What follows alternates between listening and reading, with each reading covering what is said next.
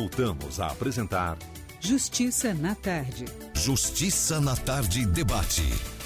Pois bem, são 15 horas mais 2 minutos e o nosso debate de hoje está voltado para este assunto.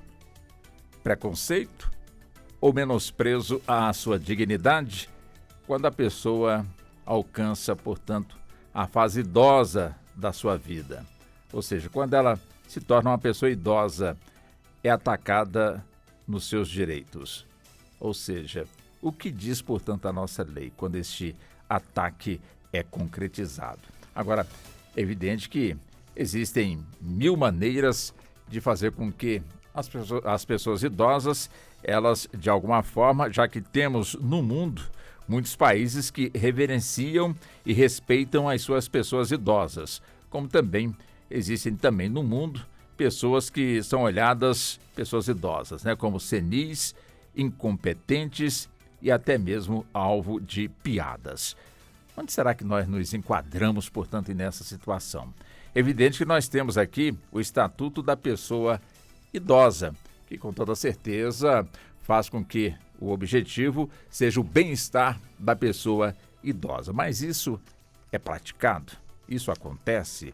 Enfim, então nesse sentido que nós vamos a partir de agora debater este assunto com nossos convidados e também nossas convidadas. E vamos a partir de agora então cumprimentá-las. Eu já cumprimento, portanto, a doutora Carla Araújo, que é advogada, pós-graduada em Direito e Família e Sucessões. Ela que é vice-presidente da Comissão da Pessoa Idosa do IBDFAM e também conselheira titular do Conselho do Idoso aqui da nossa capital federal. Doutora Carla, seja bem-vinda, muito boa tarde para a senhora. Boa tarde a todos. É um prazer estar aqui, nessa tarde reunidos para debater essa temática que me é tão nobre, que é o direito da pessoa idosa. Muito obrigado, senhora. Cumprimento também a doutora Helenita Guimarães, ela que é enfermeira da área de neurogeriatria, ela que também é especialista na atenção à demência e tratamento paliativo. E é com ela também que nós vamos avançar neste tema, doutora Helenita? Também seja bem-vinda, muito boa tarde para a senhora. Boa tarde a todos, é uma honra participar desse debate de tamanha importância, levando em consideração a população que vem envelhecendo aí, as projeções nos preocupam, e vamos esclarecer algumas considerações para deixar a população mais ciente do que significa. Tá certo, então. Também cumprimento o doutor Paulo Veil, ele que é advogado, professor de Direito, doutor Paulo, nós temos tantos assuntos, a serem abordados hoje no campo da saúde, no campo também, por que não, dos passeios, das diversões, da cultura e tantos outros assuntos, até mesmo dentro do próprio lar. Enfim, assuntos que não irão nos faltar para serem abordados e debatidos aqui no nosso Justiça na Tarde. E agradeço ao senhor também por aceitar ao nosso convite. Muito boa tarde. É verdade, Walter Lima. Boa tarde a todos e a todas. É um prazer enorme estar aqui mais uma vez na Rádio Justiça, dessa vez para debater esse tema que atinge a toda a sociedade, Estejamos nós numa idade dietária, falando apenas de idade, mais jovem ou mais idosos. Esse é um tema que compete a todos e por isso estou aqui para dar uma visão, um panorama jurídico sobre o direito da pessoa idosa. Nós temos o Estatuto da Pessoa Idosa, já está aqui desde 2001, 2003, alguma coisa nesse sentido, quer dizer, em pleno vapor, mas infelizmente ainda temos muitas demandas que de alguma forma precisam ser observados com muita, olhar bem assim, de responsabilidade, já que infelizmente temos pessoas idosas que são agredidas fisicamente, psicologicamente, moralmente, sem falar naquelas cujas medicações deixam de lhe ser ministradas por pura maldade e até mesmo o alimento lhe é negado. Ou seja, muitos assuntos que nós iremos, portanto, aqui abordar, doutor Veil. Mas deixa eu buscar já com a Helenita, com ela e com ela através do seu conhecimento, como também dos senhores, mas neste campo, onde a pessoa pode colocar uma pessoa idosa no lar, que dê total assistência, portanto, a esse idoso. É como se ele estivesse no seu próprio lar. Agora, tem pessoas que discordam, portanto, aí dessa prática, porque entende que a pessoa idosa que cuidou da sua família naquele próprio lar e, de repente, a pessoa envelhece, os filhos crescem, a pessoa, às vezes, se viúva, então o homem ou a mulher, alguém entende os filhos de colocá-la num lar, portanto, para que ela, de alguma forma, possa ter aí uma assistência mais dedicada, 24 horas. Isso é bom ou é ruim, doutora Helenita? Isso é uma pergunta que eu recebo muito. Helenita, como eu posso identificar, como entender que a melhor opção para o meu pai é ser institucionalizado? Quando essa é a melhor opção? Quando levar o meu pai para um lar de idosos é a melhor opção? Porque nós temos o atendimento na residência, né? Nós temos o atendimento que pode ser prestado na residência do paciente. Mas qual é o melhor momento? Quando eu entendo que é a melhor opção para esse idoso ir para um lar para idosos? Quando o cuidado seguro que esse paciente necessita já não pode ser oferecido no lar dele. Por quê? Porque nós estamos falando de pacientes, principalmente, que têm um diagnóstico. Esse paciente, ele tem uma doença, ele tem um diagnóstico, ele tem uma perda, seja cognitiva, seja de capacidade de raciocínio, seja motor, seja risco de queda, seja a incapacidade de deglutir, por exemplo. Isso é muito comum nas demências. O paciente, ele vai ter perda cognitiva. E nem o que é perda cognitiva? É perda de capacidade de decisão, perda de capacidade de raciocínio, é perda de referência. Eu vou abordar aqui a demência, por exemplo, que é algo que vem acometendo muitos nossos idosos, não só no Brasil, mas no mundo. As pessoas falam assim, Helenita, o que é perda de memória? É demência? Perda de memória é eu não me lembrar onde eu guardei a minha chave. Demência é encontrar a minha chave e não saber para que ela serve. Então, essa é a diferença simples para a gente saber o que é uma coisa e o que é outra. Nem todo idoso que tem perda de memória tem demência, mas todo paciente que tem uma demência, ele tem perda de referência, ele tem perda de memória. Então, quando esse paciente, a família ela já não consegue, por N fatores, né, ofertar um cuidado seguro na residência desse paciente, seja por estrutura, né, porque a gente sabe que no comprometimento da doença, esse paciente ele vai precisar de uma estrutura física. Exemplo, portas maiores para a cadeira de rodas. As nossas estruturas residenciais, elas não são projetadas para pacientes são projetadas para pessoas saudáveis, mas as pessoas adoecem. E aí, como que vai passar uma cadeira de roda? Como vai adaptar um quarto? Esse quarto precisa ocupar 2 pessoas quando, por exemplo, tem a necessidade de um cuidador, esse cuidador precisa estar ao lado do paciente. Então, existem N fatores que vão implicar para que essa família oferte um cuidado seguro na residência deles. Sem contar que existem outros casos, por exemplo, o filho passou num concurso aqui em Brasília, veio morar aqui. O pai adoeceu em outro estado. A mãe faleceu, que era ele que cuidava, agora ele precisa trazer ele para cá. Será que esse filho tem estrutura de receber ele com segurança na residência dele? Eu vou citar mais uma vez o caso de demência, que vai trazer, por exemplo, a oscilação de humor, pode trazer a agressividade, pode trazer a resistência na alimentação, a perda de capacidade de engolir esse alimento. Então, existem N fatores que vão fazer com que o filho opte pelo lar. O lar é a primeira opção? Não é a primeira opção.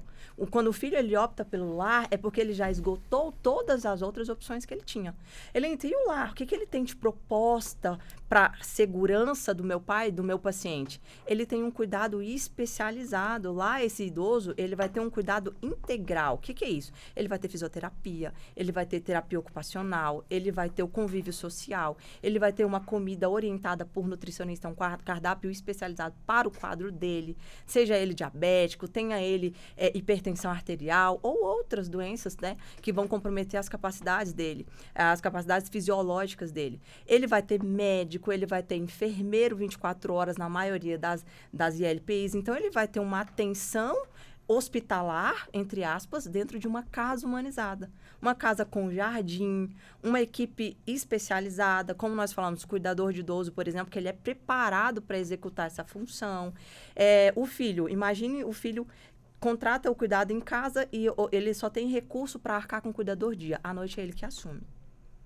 E esse idoso levanta sozinho e cai. Então, existem N fatores. Na residência para idosos, na ILPI, full time, o tempo inteiro, 24 horas, tem profissional acordado pronto. Eles trabalham geralmente 10 plantões no mês, então eles têm 20 dias de folga, 10 dias que eles vão passar acordados, observando o paciente 24 horas por dia. Então, é uma assistência especializada. Helenita, é para todos os pacientes? Não. E a LPI não é para todos os pacientes. Por quê? Porque existem ILP, inclusive isso é interessante trazer, existem ILPIs para pacientes saudáveis. Ah, é? Clínicas de repouso, existem. Inclusive fora daqui, na Europa, nos Estados Unidos, isso é muito comum. Né? Fora que no Brasil, hoje vem se trazendo mais essa proposta agora, inclusive em Brasília, está chegando no condomínio. O idoso toma essa opção? Toma essa opção. Eu quero morar sozinho, encher a paciência com vocês. Não quero. Quero ficar só. Exato, ele tem essa opção. Então, existe essa LPI, mas a maioria das LPIs hoje, vou colocar em 97%, são para pacientes com diagnóstico e que necessitem de cuidado. Esse paciente, ele tem menos orientação, por exemplo, como assim? Ele tem menos consciência. E ele realmente precisa desse cuidado especializado. Deixa eu avançar aqui com a doutora Carla. Doutora Carla, quer dizer, quando a doutora Helenita, ela traz com muita propriedade, né, esses detalhes fantásticos, né? Eu pergunto à senhora, na rede pública também é assim? Infelizmente, na nossa rede pública, o amparo e assistência ao idoso está bem deficiente. Infelizmente, o Brasil não está pronto para acolher essa população idosa que cresce a passos largos, né? Antigamente, a nossa pirâmide era a pirâmide da população quanto ao quesito idade. Hoje não é mais uma pirâmide, ela se formou uma forma de um barril, praticamente, porque os idosos, as pessoas adultas e os idosos estão aumentando enquanto que os nascimentos estão diminuindo. E isso traz o quê? Mais a procura pelo sistema de saúde, né? Que as pessoas envelhecem e adoecem, e a rede pública não está preparado. É bem claro que, por exemplo, a especialidade de geriatria ainda é uma especialidade pouco atraente aos jovens médicos. A doutora Helenita aqui pode até, assim, falar com mais propriedade sobre isso, que ela é da área da saúde. Porque as pessoas ainda têm aquela ideia de que o envelhecimento, quer correr do envelhecimento e quer correr da morte, né? Como se fosse evitar que isso acontecesse, né? Envelhecer é um privilégio. Eu vejo o envelhecimento realmente como um privilégio. E então, carece de médicos, né, geriatras, especialistas, né, para tratar do idoso, porque, por exemplo, um idoso que está com insônia, alguma coisa assim, não é todo remédio para dormir que esse idoso pode tomar. E quem vai indicar isso? O geriatra, com propriedade. Porque se o idoso ele começa a ir em vários especialistas, ele começa a ter aquela polifarmácia e os remédios começam a entrar em choque um com o outro. Então, assim, infelizmente, o nosso país não está preparado. A gente está envelhecendo, vai envelhecer mais ainda e não está preparado. E só pegando um gancho no que a doutora Helenita falou sobre as instituições no exterior, nos Estados Unidos mesmo, de conhecimento, que lá as pessoas idosas, elas fazem a opção por viver em colônias, como se fossem umas colônias, uns apartamentos, umas casas e tudo, que aí lá elas têm toda uma assistência médica, de enfermeiro e tudo. Aqui a gente poderia chamar de condomínio? Sim, seria um condomínio para idosos. Só que, porque lá não tem essa cultura de que os filhos têm que cuidar dos pais. Os pais envelhecem e eles têm que encontrar uma forma deles se manterem, né? Vivos e com conforto. Então, muitos procuram viver nesses condomínios para idosos, como tem em Madrid também. E são condomínios que a pessoa adquire o direito de ter aquela casa, mas aquela casa não vai para o inventário. Aquela casa, a partir da morte, ela vai ser vendida para outro idoso. Ela não faz parte do inventário daquela pessoa, aquele bem, aquela fração ideal que ele tem naquele condomínio. Então, isso já é muito usado lá fora, né, tanto na Europa quanto nos Estados Unidos, porque o mundo está envelhecendo. Essa situação não é só nossa do Brasil, né? E aqui no Brasil, as pessoas ainda vêm com um pouco de preconceito às ILPIs.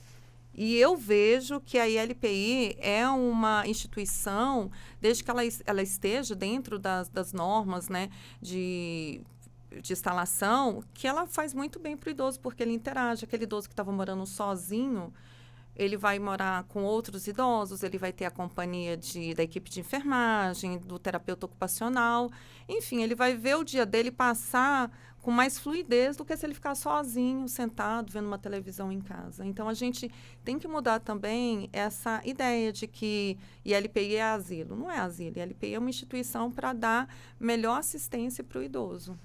Agora, doutor Veio, quando eu perguntei à doutora Carla, né, como é também o atendimento público para a pessoa idosa, que não tem como, de certa forma, custear, portanto, aí a sua... Eu posso falar internação?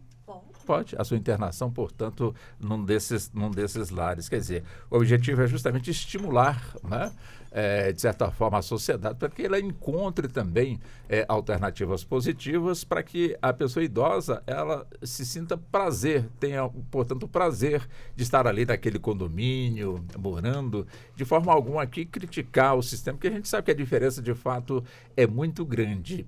Agora, para que possamos, então, chegar e alcançar também esses objetivos, o caminho é longo? Walter, o caminho é longo, mas ele deve ser alcançado e deve ser perseguido por todos os setores da sociedade. E quando a gente trata de um tema tão transversal como esse, que é o da proteção ao idoso, a gente tem que lembrar que todos fazem parte dessa luta. Então, não apenas a saúde pública, mas também os setores privados. Eu vejo surgir no mercado cada dia uma solução nova voltada para o público também do idoso. Soluções de, vamos dizer assim, não apenas aquelas soluções que nós já conhecemos, né, das ILPIs, por exemplo, que muitas vezes é um privilégio, né, para uma boa parte da população brasileira, mas soluções também que tentam, de certa forma, democratizar o acesso à saúde, o acesso, vamos dizer assim, à locomoção dos idosos. E eu acredito que o governo ele tem um papel fundamental nisso, porque ele precisa identificar formas, até de forma criativa, identificar e explorar formas de incentivar o mercado a trazer essas soluções. A gente tem essa tendência, né, como foi muito bem abordado aqui, tanto pela doutora Helenita quanto pela doutora Carla, a tendência de achar que institucionalizar um idoso é a mesma coisa que abandonar. E a gente tem que entender que o mercado está aí para resolver muitos problemas da nossa sociedade. O mercado, quando eu digo as empresas privadas. Então, quando você traz as empresas também como um protagonista dessa transformação social, muitas vezes incentivando, por exemplo, a questão dos impostos, poxa, por que nós não debatemos, né, por exemplo, a redução de imposto para as empresas que atuem no mercado de saúde, especialmente falando, por exemplo, para a proteção do idoso, para o cuidado do idoso. Então, às vezes, a gente vai ter que trabalhar uma solução realmente transversal, né, por vários setores da economia e do poder público. Eu achei interessante essa. É como se fosse uma bolsa de estudo, mas de forma transversal, né? Ou seja, te alivia aqui no imposto, mas você atende 50 pessoas, 10 serão para pessoas carentes. Seria mais ou menos isso? Sim, seria mais ou menos isso, porque dessa forma você atrai, né, uma competitividade ali do mercado, atrai investimento, tanto dentro do Brasil quanto até do exterior também. O setor privado, né, como a gente costuma trabalhar também bastante aí, no direito empresarial, ele é muito movimentado, ele é muito interligado com a economia. Então, quando você traz algum benefício econômico, você naturalmente atrai investimento, e investimento na área da saúde nunca é demais. É bom para trazer cada vez mais soluções para esse público que é tão carente. A senhora que também conhece o outro lado, o lado empresarial, doutora Helenita. Essa ideia aqui, nessa conversa nossa aqui com o doutor Veio, caberia, ou seja, como se fosse assim, a cada 50 leitos no lar, 10 serão destinados a pessoas carentes e essa gratuidade, entre aspas, teria, portanto, aí uma redução nos impostos para compensar realmente o trabalho desses lares? Sim, faz total sentido, até porque um dos maiores desafios do empreendedor, do empresário no nosso país é a questão tributária, né? Então, a tributação, ela vem alta e tem um detalhe, né? Nós somos uma casa. Então, todas as vezes que você tem o aumento do custo da bolsa, por exemplo, da cesta básica, você tem um impacto muito grande no ILPI. Porque imagina que nós somos uma residência com 20 moradores fixos e mais 40 moradores que passam, 40 profissionais que passam por lá, mas que a gente cuida da energia, a gente cuida da água, a gente arca com tudo isso. Então, existe imposto sobre tudo isso, né? E é uma casa com 20 pessoas fixas e várias outras circulando. Então, é importante, sim, seria, sem dúvida, maravilhoso para o empreendedor, faria muito sentido. Inclusive, nós tivemos uma reunião recente, nós estamos atendendo 2 pacientes do Ministério Público e nós enxergamos no ano passado essa necessidade que eu ainda não conhecia tão de perto, e nós acabamos recebendo uma demanda do Ministério Público e hoje nós temos a nossa LPI 2 pacientes que são mantidos pelo Estado. Uhum.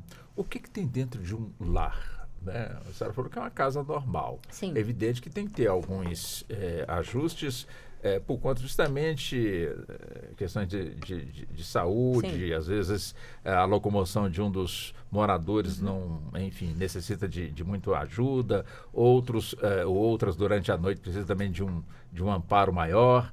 O que tem dentro de um lar? O que tem dentro de um lar? Vou levar lá para a pirâmide de Maslow, né? A pirâmide da necessidade básica humana. Então, a lente principal de uma ILPI, de um lar para idosos, é a segurança. Então, o que tem lá? Tem uma estrutura de segurança para o idoso. Tem banheiros adaptados, tem barra na casa inteira, não tem desnível no piso. Se tem rampas, são rampas adaptadas nas regras da vigilância sanitária. Existe uma RDC que regulamenta o formato da casa, o tamanho da casa, o tamanho dos quartos. Regulamenta, inclusive, o cardápio desse paciente, o dimensionamento de pessoal. O que é isso? Quantos enfermeiros tem que ter? Quantos cuidadores tem que ter? Se tem que ter médico, toda a equipe é regulamentada. Então, o que a gente tem? A gente tem uma estrutura física e social para atender as necessidades básicas desse paciente. Nós temos uma equipe que a base da ideia, né, a manchete da ILPI é a humanização. Então, você pensa em estrutura física, social e a questão do preparo do profissional.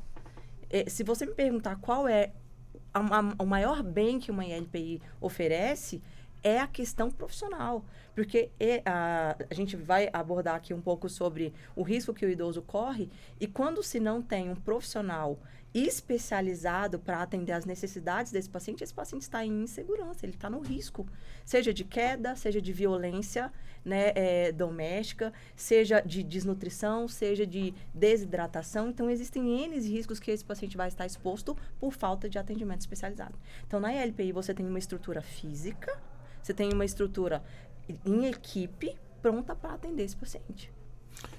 Doutora Carla, quer dizer, a pessoa idosa ali acostumada no convívio familiar. De repente, uma das pessoas da família chega, olha, pai, ou então mãe, ou então tio, ou então avô, vamos fazer o seguinte, você vai conhecer agora uma instituição que poderá ser o seu futuro lar, onde lá você vai encontrar tudo que a doutora Helenita aqui, portanto, elencou. E vai ser muito bom, portanto, para o senhor e então para a senhora, porque nós aqui nós estamos tendo tempo suficiente para lhe dar, portanto, toda essa assistência. Então, nós desejamos que você fique realmente bem, seja bem atendido. Nós estamos reconhecendo que estamos falhando nesse sentido. Quer dizer, a pessoa, ela aceita ou não, ou, de certa forma, caso ela não queira aceitar, tem que se buscar a justiça para que este encaminhamento seja feito. Como é que funciona essa parte? Bom, desde que esse idoso ele seja um idoso lúcido e orientado, é mostrado para ele as vantagens de ser institucionalizado. E acredito que o melhor caminho é levá-lo para conhecer, fazer uma visita, né? Digamos no início, uma visita de 1 hora, uma visita de 2 horas, mostrando o ambiente para ele, mostrando essa integração com os outros idosos. Agora, quando se trata de um idoso demenciado, aí a família já tem autonomia para definir o melhor caminho para aquele idoso ser cuidado, porque a partir do momento que o idoso tem um diagnóstico de uma demência, ele já perde a possibilidade de optar qual o melhor lugar para ele viver. E, assim, caso a família ainda não tenha feito o processo de curatela desse idoso, né, que está com demência, às vezes é um idoso aposentado e que tem os rendimentos dele, né, depositados mensalmente, aí vai precisar de algum familiar, alguém para que faça essa movimentação bancária, isso por meio de uma curatela. E se for esse caso de um idoso assim, a família pode tomar a decisão de institucionalizá-lo visando o maior interesse dele, assim, de qualidade de vida, de administração da medicação e tudo. Agora, quando é um idoso que está totalmente orientado e se ele se recusar a ir morar numa ILPI, realmente assim, fica complicado, porque se ele está lúcido, ele tem ainda a sua vontade própria que prevalecer, né? Eu acredito que deveria fazer assim, não deixar ele para passar o dia inteiro, mas turnos para ele ir vendo. Não gostei dessa, então vamos conhecer outra, né? Porque hoje em dia a nossa vida é muito corrida. A gente, né, trabalha, estuda, todos, né, que a gente está nessa fase, né, de produtividade. E cuidar de um idoso às vezes acamado, de um idoso que tome muitas medicações, fica complicado. Eu acho que institucionalizar é um ato de amor. É um ato de amor, não é um ato de abandono. É um ato de amor que vai ter uma equipe que vai cuidar, vai administrar todas as medicações, vai fazer as terapias ocupacionais e aquele idoso vai ter uma qualidade de vida muito melhor do que se tivesse em casa, até com cuidadores particular, como eu conheço uma idosa que ela estava em casa com cuidadoras, as cuidadoras deixavam a idosa com a televisão ligada o dia inteiro, ela não interagia mais com a televisão, aquela coisa assim apática. Quando ela institucionalizou, até a cor da pele dela mudou, porque ela começou a pegar sol, tomar banho de sol, começou a não passar mais o dia todo só de camisola, começou a usar as roupas e, apesar de ser uma idosa com demência, ela melhorou, assim, o astral dela melhorou. Isso, assim, eu falo que é um caso concreto que aconteceu com uma mãe de uma amiga minha. Então, as ILPIs, elas vêm muito ajudar a família a cuidar dos seus idosos. Entendi. É muito interessante, né, esse assunto que nós estamos abordando, né, doutor Veio? Quer dizer, tanto a doutora Helenita como a doutora Carla, elas falam com muita propriedade, né? E a gente aqui matutando, né, de certa forma, provocando e levando aí mais informações, portanto, aí aos nossos ouvintes. Nós falamos aqui na questão da pessoa idosa que não quer ir, mas foi aqui, de certa forma, esclarecido tudo, né? Agora, e aquele idoso que quer ir, mas a família retém porque a aposentadoria é boa, cuida muito bem ali do restante da família, supre muitas necessidades, né, do dia a dia, portanto, de uma casa, e muita gente ali da casa não quer, portanto, fazer com que o idoso lúcido queira, portanto, morar em outro lugar, num lar, por entender que parte da sua aposentadoria vai ser utilizada justamente para custear, portanto, essa sua moradia. E aí, como fica a situação, doutor Veio? Bom, Walter, situação curiosa, né? Porque, realmente, quando a gente trata de um tema em que existem vários aspectos, várias particularidades, várias possibilidades, né, de fato, do que pode estar acontecendo dentro dessa família, existem várias ferramentas também jurídicas que a gente pode utilizar em cada um desses casos, dessas variáveis, para proteger esse idoso. Se é um idoso que percebe que há um interesse patrimonial, financeiro, na sua capacidade, na sua aposentadoria, na sua forma ali de receber aquela pensão, é muito importante que esse idoso ele tenha, né, primeiro, né, um familiar de confiança, ou que ele busque pelo menos um advogado, um aconselhamento jurídico, profissional, para poder, por exemplo, analisar a viabilidade até de uma ação em que vai buscar, a gente fala muito esse tema, toda vez que a gente fala de vulnerabilidades, né? Quando a gente trata de vulnerabilidades, existe uma série de ações jurídicas que a gente pode intentar, mas, por exemplo, a gente pode trabalhar com as obrigações de fazer, as obrigações de não fazer, eventualmente. A gente pode trabalhar também do ponto de vista da autonomia desse idoso de tomar as suas decisões e declarar que ele possui, por exemplo, a capacidade, por meio de uma decisão, uma sentença judicial, que ele possui suas plenas condições de tomar suas livres decisões, sem a interferência de algum familiar. E nos casos mais graves, quando a gente começa a sair da esfera civil e entrar, por exemplo, até no campo da violência, eu acho que é um outro tema muito importante para tratarmos aqui, aí cabe até, eventualmente, ele se dirigir a alguma autoridade policial, buscando registrar o acontecido, porque o próprio Estatuto da Pessoa Idosa traz diversas circunstâncias como crimes tipificados no Estatuto do Idoso. Então, por exemplo, você hoje cometeu uma discriminação contra o idoso, né? Isso é o que nós chamamos, vamos dizer assim, no termo técnico, de etarismo, né? Mas a discriminação contra o idoso é um crime que deve ser coibido.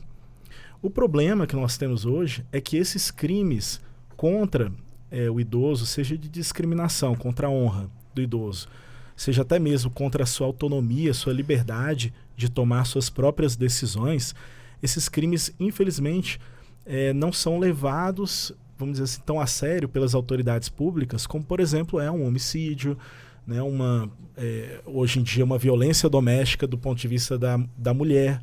Então existem temas que precisam ser melhor explorados, existem temas que precisam ser mais abordados.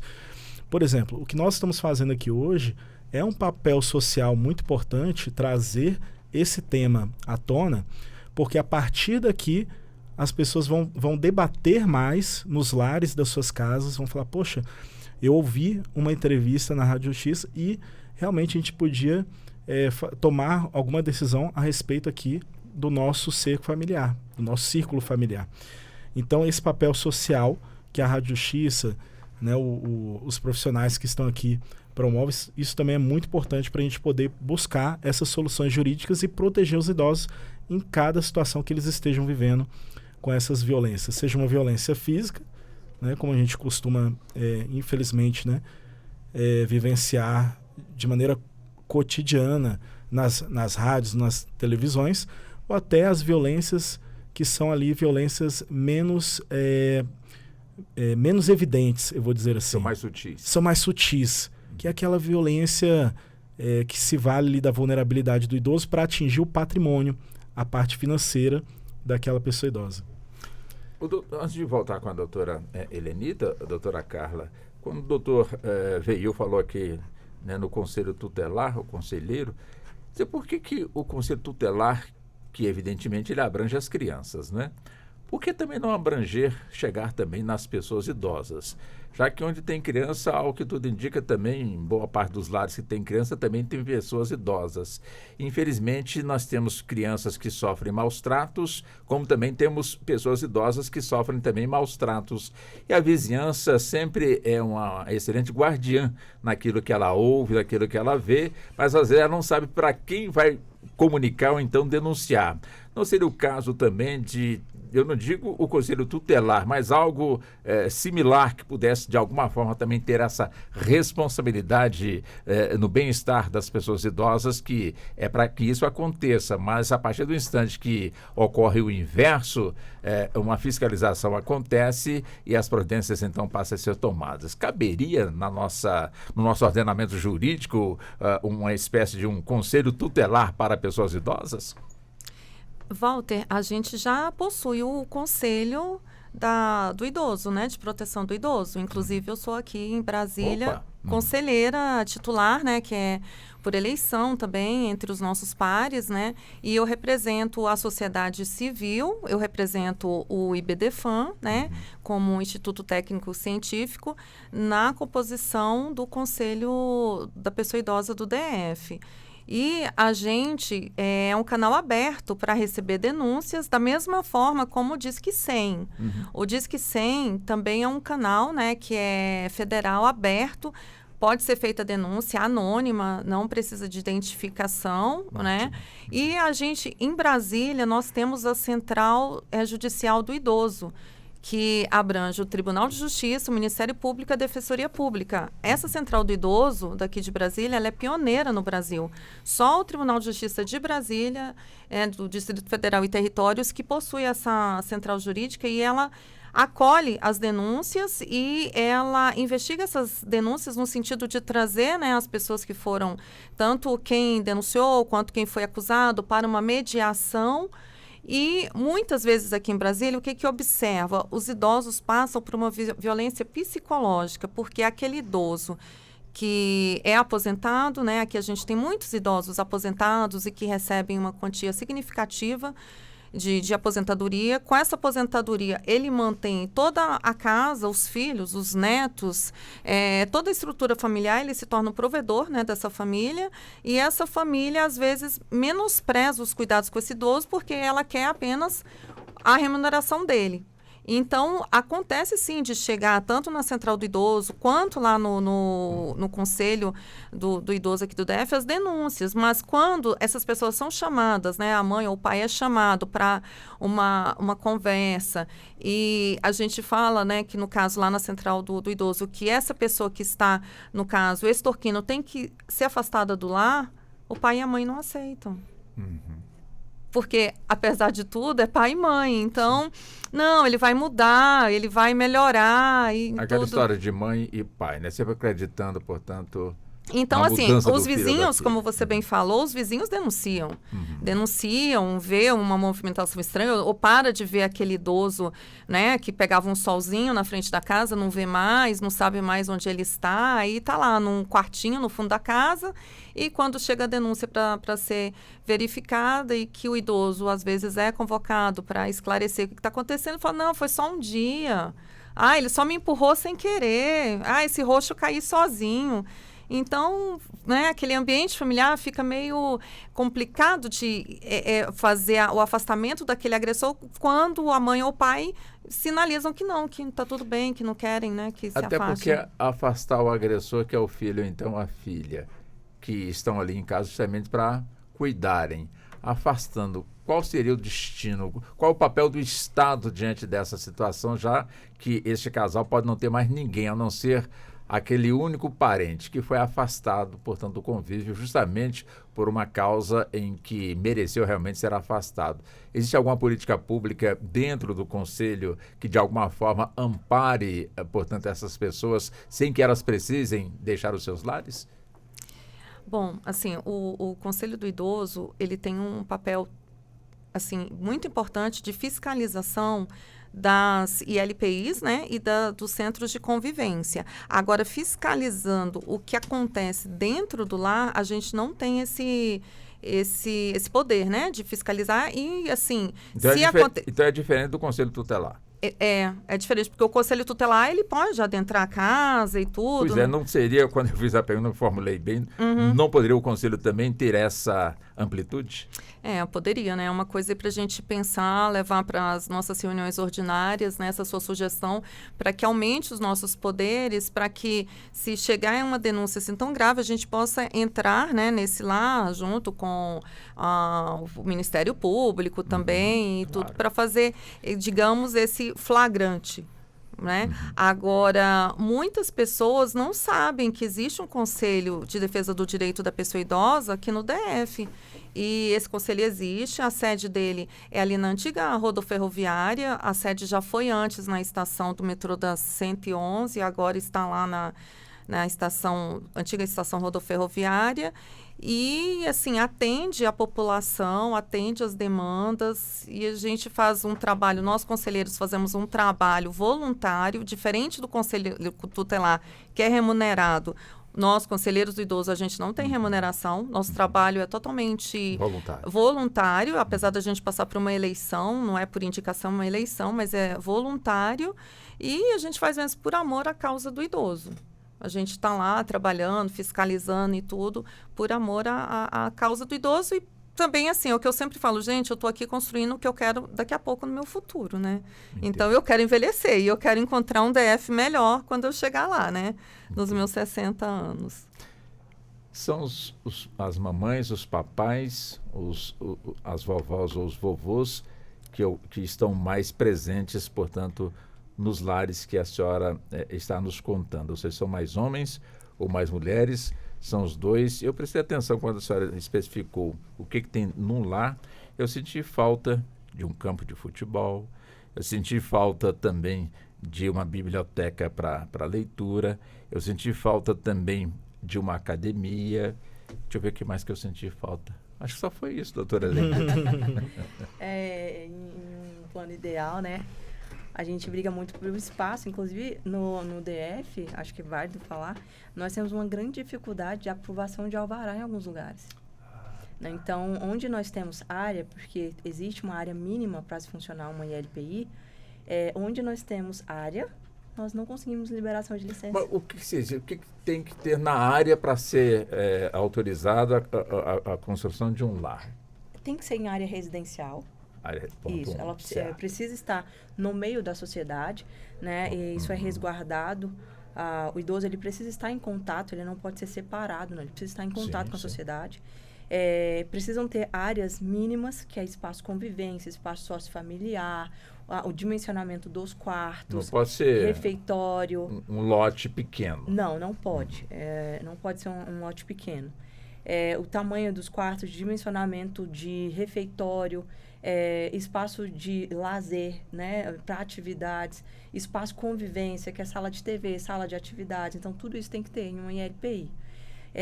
E exatamente para que ele tenha a qualidade de vida que o familiar quer proporcionar para ele através da institucionalização.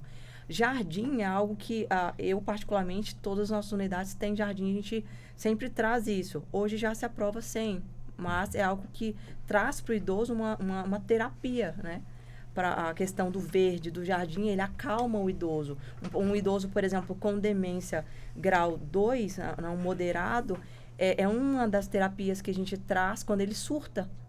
Que ele vai pedir, por exemplo, na síndrome do ATC, que é muito comum nas demências, síndrome do crepúsculo, que é quando o paciente ele se agita mais, é muito comum, que é no cair do dia, né? No anoitecer, ele tende a se agitar bastante, ele quer ir embora. Ele fica o tempo inteiro, eu quero ir embora, eu quero meu carro, eu quero ir para minha casa. E, na verdade, que casa? Porque ele já está na casa dele.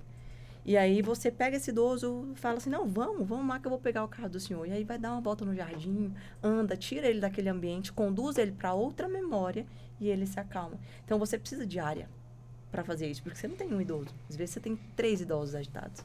E você precisa de equipe, você precisa de espaço, você precisa de tudo isso. Então, a gente tem essa dificuldade no DF. Né? Mas não tem área que a Terracap, de alguma forma, coloca em licitação? São poucas as áreas? É isso que a senhora quer dizer? São poucas as áreas que o PDOT, né, permite que existam em LPIs. E as que permitem, que são já as regulamentadas, que têm escritura, tem áreas pequenas, Taguatinga, Guará. E aí você não tem como ter um jardim, por exemplo, no Guará, em Taguatinga. Entende? Então, a gente tem essa dificuldade também. E aí a gente vem adaptando da melhor forma hoje para atender o idoso nessa questão. É aquela história, né, doutor Veio? O idoso também vota, não é? É importante que as pessoas levem em conta por entender, depois dos 70 só vota se quiser.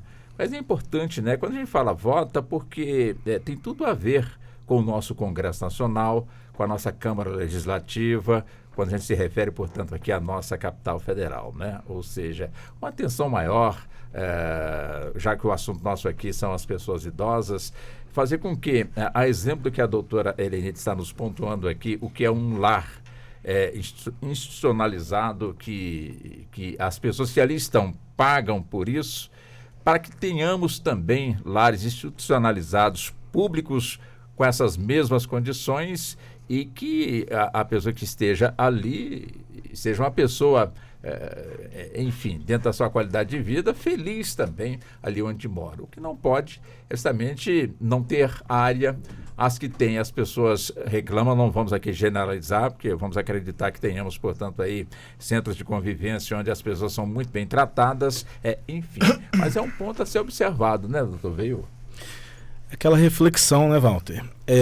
Se a gente perguntar aqui para a doutora Helenita, por exemplo, quantas pessoas, representantes do poder público, já foram, né, no caso, até a LPI, conversar a respeito de ideias que elas podem trazer das experiências que lá se viveram para trazer também para o setor público, né?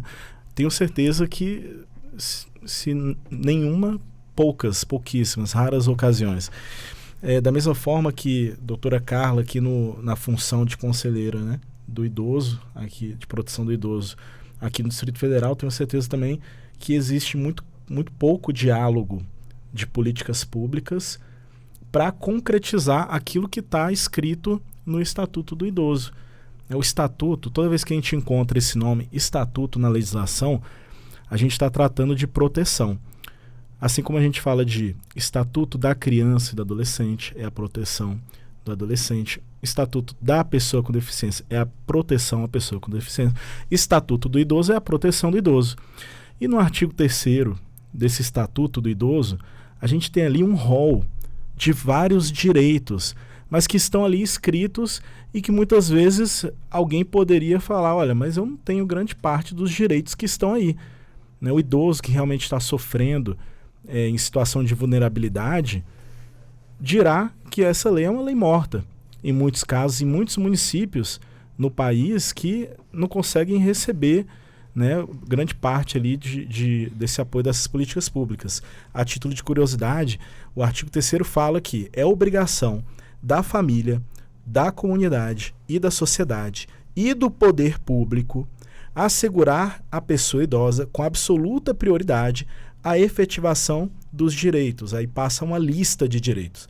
O direito à vida, o direito à saúde, à alimentação, à educação, à cultura, ao esporte, que Walter comentava aqui agora há pouco, ao lazer, ao trabalho, à cidadania, à liberdade, à dignidade, ao respeito e à convivência familiar e comunitária.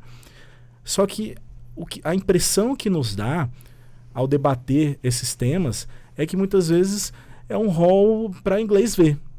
É um rol que fica apenas um texto bonito no Estatuto da Pessoa e do Idoso e não é debatido sobre como efetivamente a gente vai tirar isso do papel, a gente vai implementar e concretizar políticas públicas efetivas. Por exemplo, se existem estudos que a jardinagem, né, o contato com a natureza traz benefícios para esse idoso, por que não arborizar, né, setores de convivência comunitária pública e orientar a população de que uma caminhada, por exemplo, pode trazer benefícios de saúde. Qual é o custo que existe nessa implementação dessa política? Eu acredito que falta muito diálogo. Falta diálogo e encontrar soluções criativas que hoje a gente tem que encontrar por causa do nosso momento da economia que vivemos, né, em que você tem pouco caixa, né, poucas verbas públicas e precisa entregar muito porque a sociedade é cada vez mais consciente dos seus direitos. Perfeitamente, doutora Carla. Inclusive, um ponto interessante também que geralmente ele é abordado e nas estatísticas aí também fica, portanto, demonstrado aquela história, né? A única renda que tem numa casa é da pessoa idosa através da sua aposentadoria. E como se não bastasse também, quando faltando uns 2 dias para o pagamento, ela é a pessoa mais importante ali daquela casa, né? Passando, portanto, o período, todo o dinheiro foi utilizado, vamos esperar até o próximo mês, quer dizer, ele não passa a ser mais aquela figura importante. Mas fica importante também quando o pagamento não sai, quando aceita fazer o empréstimo consignado para poder, de alguma maneira, suavizar a vida de alguém da família. Evidentemente que não estamos aqui generalizando, mas esses casos, infelizmente, eles acontecem. Quer dizer, existe algum tipo de barreira quando a pessoa, de alguma forma, deseja realmente, ou pelo menos está ali para fazer o empréstimo consignado? Eu não digo barreira que impeça, porque a vontade da pessoa tem que ser, com toda certeza, tem que ser mantida, respeitada. Mas existem filtros ou barreiras que, de alguma forma, façam com que essa pessoa não execute aquilo que ela não quer, mas para poder agradar e se ver livre de tanta, às vezes até mesmo ameaça, ou então castigo. Quer dizer, ela se livra então disso, aceitando que está sendo imposto? Walter, é conhecido atualmente que os bancos, as instituições, né, bancárias, elas estipularam uma idade que consegue aquele seguro prestamista, né? Quando a pessoa faz um empréstimo consignado, atrelado a isso tem um seguro prestamista. Esse seguro, ao que me parece, o limite dele é 60 a 65 anos. Então, a partir dessa idade, se o aposentado quer fazer o empréstimo, e daí ele já precisa de um fiador, né? Ele precisa de um fiador que assine para ser solidário no caso da morte dele, ou alguma coisa para que aquela dívida não fique sem ser paga.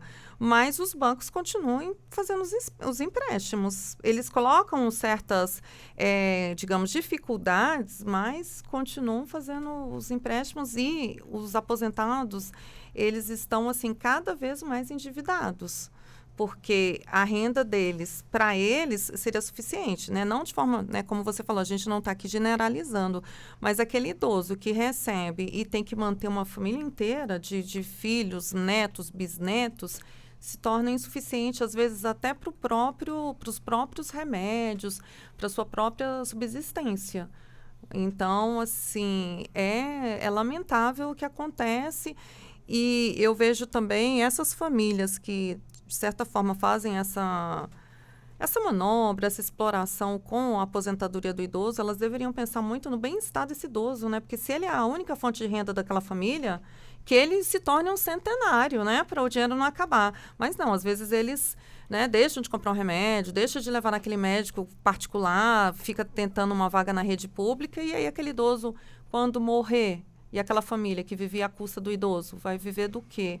Né? Então, assim, se esse idoso é o provedor da família, a família deveria contribuir para que a existência dele, né, durasse muito, o máximo possível, e que as pessoas se encaminhassem também durante esse tempo para procurar ter a sua própria renda, porque uma hora acaba, né? Nossa vida é finita. Sim. Né? Nos lares institucionalizados, no caso estamos abordando, doutora Helenita, quer dizer, o mundo externo alcança com facilidade quem, de certa forma, está ali morando naquele lar? No nosso caso, as ILPs particulares, existe um contrato, levando em conta que nós somos especializados em demências, né, e doenças crônicas, cuidados paliativos. Existe um contrato que protege esse idoso. Então, existe um contratante, e para que a comunidade tenha acesso, geralmente familiares, amigos, eles precisam estar autorizados. Os principais não. Eles podem visitar sempre, inclusive eles têm sempre acesso ao idoso, tem telefone nas casas, eles têm visita livre. Agora, a comunidade, ela precisa ser autorizada pelo contratante. Então, existem muitas solicitações, né, de pessoas, de grupos que querem visitar, que querem ofertar tempo, né, gastar tempo, atenção a esses idosos. E aí, quando isso acontece, nós promovemos encontros, mas com a autorização da família. Existem, por exemplo, barbeiros que unem um grupo e falam, nós queremos fazer uma ação na sua unidade. Aí nós mandamos mensagens para as famílias autorizarem. Diante da autorização desse familiar, nós permitimos que eles tenham acesso. Familiares e amigos é livre, mas a comunidade tem essa restrição. Perfeitamente, de fato, chama bastante atenção, é bem interessante. Então, claro, aquele paciente que não tem nenhuma comorbidade... Livre. Ele recebe quem ele quiser. Ele recebe quem ele quiser. Inclusive, ele tem uma vida livre.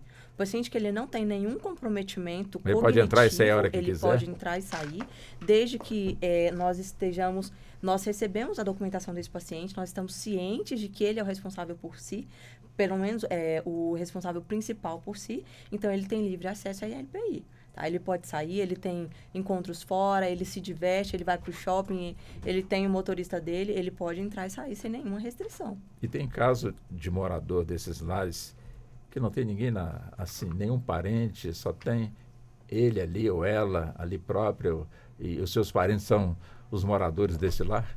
Não, eu nunca atendi em 20 anos de geriatria nenhum paciente com esse perfil. Eu tenho 2 pacientes hoje que são mantidos pelo Estado e um deles não tem nenhum acesso à família.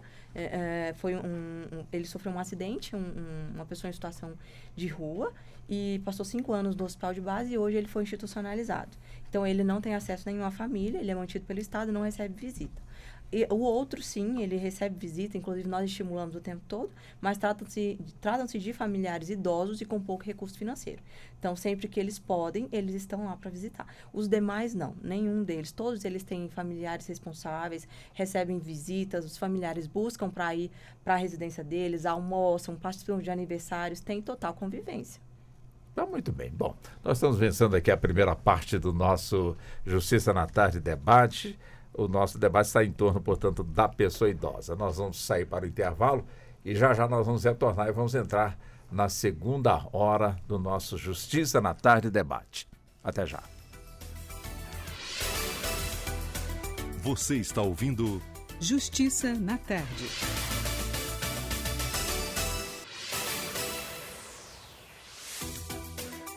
Voltamos a apresentar Justiça na Tarde. Justiça na Tarde debate. E vamos nós, são 16 horas mais 5 minutos. Hoje aqui no nosso Justiça na Tarde debate, o nosso assunto está relacionado com a idade das pessoas, principalmente as pessoas tidas como pessoas idosas ou que alcançaram, portanto, a terceira idade. Afinal, preconceito ou menosprezo à dignidade quando a pessoa idosa é atacada nos seus direitos.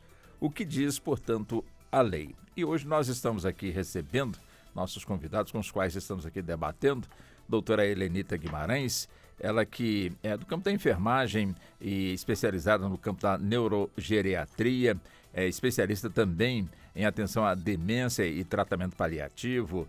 Temos também a doutora Carla Araújo, que é advogada pós-graduada em Direito e Família e Sucessões e é a vice-presidente da Comissão da Pessoa Idosa do IBDFAM, aqui da nossa capital federal, e conselheira titular do Conselho do Idoso da nossa capital federal.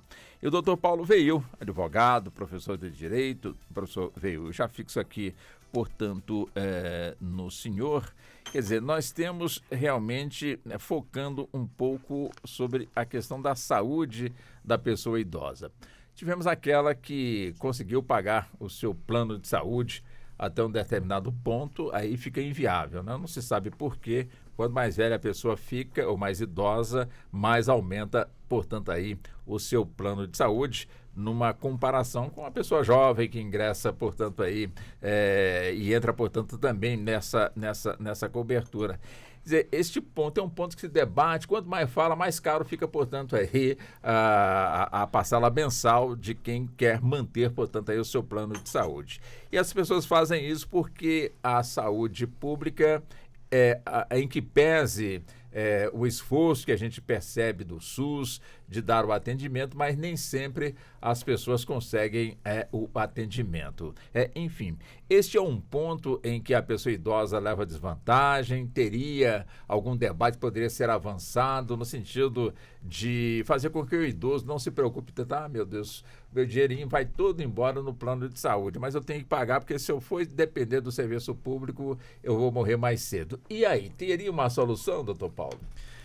Bom, uma coisa é certa, infelizmente o Estado brasileiro ele não tem os recursos suficientes para proteger toda a nossa população idosa, toda a população carente, em especial aqueles que não têm meios para a sua própria subsistência. E vivendo no país que nós vivemos, né, dadas as circunstâncias, existe cada vez mais uma tendência das políticas públicas, até mesmo das decisões do Poder Judiciário, de trazerem a rede familiar para esse apoio nesse pilar que é tão importante, que é o pilar financeiro. Que, de fato, hoje, para você ter acesso à saúde, como o Walter aqui muito bem colocou, né, a partir de um plano de saúde, existem planos privados que são uma fortuna, inacessíveis, portanto, para a maioria da população brasileira.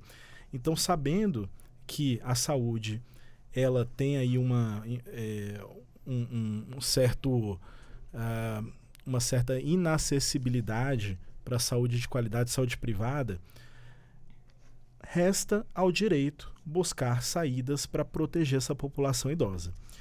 E uma pessoa idosa que esteja precisando de recursos financeiros, seja para a área da saúde, seja para o seu vestuário, medicação, alimentação, moradia, ele pode se valer de um velho conhecido das famílias brasileiras que a gente usa muito para as crianças e os jovens, que é a pensão alimentícia. Muito pouco se debate sobre a pensão alimentícia a favor do idoso, mas existe essa possibilidade. A pensão alimentícia é um direito não apenas da criança, mas também do idoso, de qualquer pessoa que esteja precisando, necessitando de alimentos, de moradia, de vestuário, de saúde para a sua subsistência. E a quem cabe essa responsabilidade de pagar a pensão alimentícia? Porque se a gente estiver tratando de uma criança, todo mundo sabe que os pais são os responsáveis pelo pagamento dessa pensão alimentícia. Então, poderia se perguntar, quem é o responsável para pagar a pensão alimentícia do idoso? Bom, aí a situação se inverte, porque se um dia o pai já foi responsável pelo pagamento da pensão alimentícia para os filhos, nós temos também essa inversão quando é o idoso que precisa desse suporte financeiro. Então o idoso ele pode pedir a pensão alimentícia para os seus descendentes de primeiro grau, partindo inicialmente para os seus filhos diretos e até em situações excepcionais também para os netos, caso esses netos tenham capacidade financeira, né, laborativa. Então, é um tema que precisa ser, mais uma vez, né, discutido sob um viés também do pilar financeiro, porque sem o dinheiro, né, numa sociedade em que nós temos que ter uma certa condição financeira para ter acesso à saúde privada, realmente fica difícil de abarcar toda a população. Agora, claro, é a nossa realidade, né? Com toda certeza, esse ponto nós estamos aqui abordando. Mas, por outro lado, quando se fala que o nosso recurso é curto, tem gente que discorda. Acha que o nosso país é muito rico, e rico acima de tudo, né? Enfim, a própria natureza nos dá, portanto, aí essa riqueza. O que o pessoal às vezes questiona é justamente a divisão, portanto, aí dessa nossa riqueza, né? Que para muitos, quer dizer, para poucos vai muito e para muitos vem muito pouco, né, doutor Veio? Isso é verdade, Walter. E passa muito pela discussão de como que nós estamos distribuindo os impostos, as receitas que os poderes públicos recebem dos contribuintes, como que essa divisão está sendo feita? A gente está passando por um momento muito importante do ponto de vista da reforma tributária, em que muitas é a hora, né? Essa é a hora, né? É justamente a hora de nós debatermos isso. O que está sendo feito dentro da reforma tributária a favor da população de idosos e a favor da saúde de uma forma em geral. Até porque a medicação ela vem taxada do mesmo jeito, né? Principalmente para... Quer dizer, não distingue se a pessoa é carente, se não é carente, estaria a taxação do mesmo jeito, quando para muitos, em que pese que a colocação da medicação, portanto, é gratuita, que a pessoa passa pela consulta e vem, mas nem sempre também é assim, nem sempre também aquela medicação dá para o tratamento, ou seja, vence num determinado período e a pessoa tem que desembolsar, né, doutor Veio? Isso, e acaba tendo aquela consequência em cascata, aquela bola de neve, que vai acabar indo para o Poder Judiciário. Por quê? A pessoa que não tem condições de comprar muitas vezes um medicamento caro, tenta esse acesso a esse medicamento pela rede do SUS. Quando não consegue, é necessário fazer a judicialização. Então, é muito comum a gente ver isso. Tem até um setor Olha só que interessante, até na Defensoria Pública existe um setor específico para medicamentos de alto custo, de tão comum que é esse tipo de judicialização. Então, quer dizer, alguma coisa está errada, né?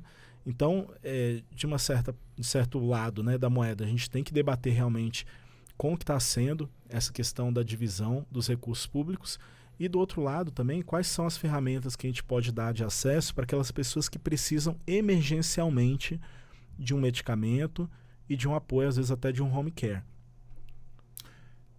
Deixa eu buscar esse mesmo assunto com a senhora, doutora Carla, ou seja, um assunto que, com toda certeza, né, precisa de fato ser aí avançado, uma vez que, claro, o Serviço Público de Saúde faz o que está dentro da sua possibilidade, vamos acreditar, portanto, dessa forma. De fato, falta realmente aí muitos recursos, e um exemplo clássico que nós pudemos observar foi no período da pandemia da Covid-19, onde ali, diante da quantidade de pacientes que precisava realmente de atendimento, os médicos praticamente, não que eles tivessem divulgado, mas eles tinham que fazer ali uma escolha. Pessoas mais novas com pessoas mais idosas, ver quem é que salvava, já que era pouco para atender, portanto, aí a todo mundo, né? Enfim, mas é um ponto que, com toda certeza, a história vai nos trazer mais clareza, portanto, diante desse fato. Mas essa questão, né, no campo da saúde, onde aqui em Brasília nós somos uma capital privilegiada com a quantidade de hospitais públicos, como também unidades de saúde, enfim. Mas se a gente fizer um olhar mais amplo nesse nosso Brasil continental, infelizmente não é assim, né, doutora Carla?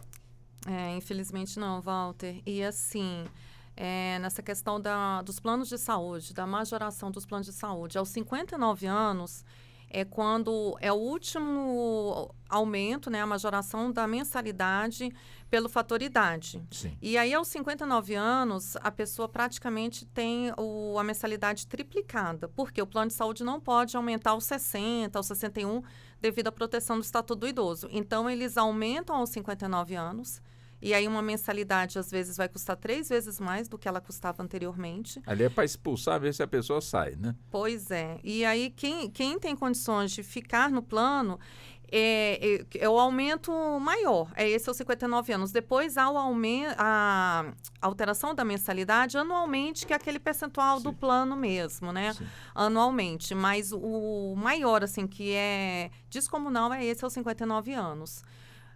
Infelizmente, quem precisa manter um plano de saúde, às vezes faz aquela opção. Não, eu vou pagar o plano, mas eu não vou mais no restaurante como eu ia, eu não vou mais comprar o supérfluo no mercado como eu ia, porque eu tenho que pagar meu plano de saúde. E esse ano, agora em outubro, a gente está completando 20 anos do Estatuto do Idoso. Olha que maravilha, né? Sim. E há 20 anos... a nossa população idosa mudou muito. O perfil da nossa população idosa mudou assim muito. A gente pode ver até em coisas assim, numa academia. A gente vê idosos fazendo o trabalho de força, de fortalecimento muscular, porque hoje em dia os médicos, eles falam, não é só mais para o idoso ficar na esteira, fazendo aeróbico, ele tem que fazer o fortalecimento de força, para ele ter autonomia ao sentar e levantar de uma cadeira, ele ter autonomia ao sentar e levantar de um vaso sanitário, esse trabalho de força na academia que vai fortalecer esse idoso. E, pegando essa deixa aí, graças a Deus a gente conseguiu mudar, né? O ano passado, aquela plaquinha dos estacionamentos, que era aquele idoso de bengalinha, corcundo, né? Que aquele idoso, gente, ele não dirige, né? Do jeito que tá lá naquela plaquinha, né? Ele não dirige. E aí mudamos a plaquinha para os 60 mais. Porque hoje a pessoa com 60 anos, né? A partir de 60 anos, ainda é uma pessoa muito viva, ativa. Então, aquela plaquinha não significava mais esse perfil dos idosos agora da atualidade. A gente encontra nas redes sociais os idosos que são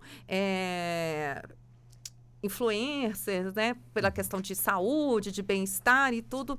Bom, então mostra a mudança do perfil do idoso e os planos de saúde, eles poderiam, voltando lá, a questão dos planos de saúde, ver que a tendência é esse idoso adoecer menos, porque está se tornando um idoso mais ativo.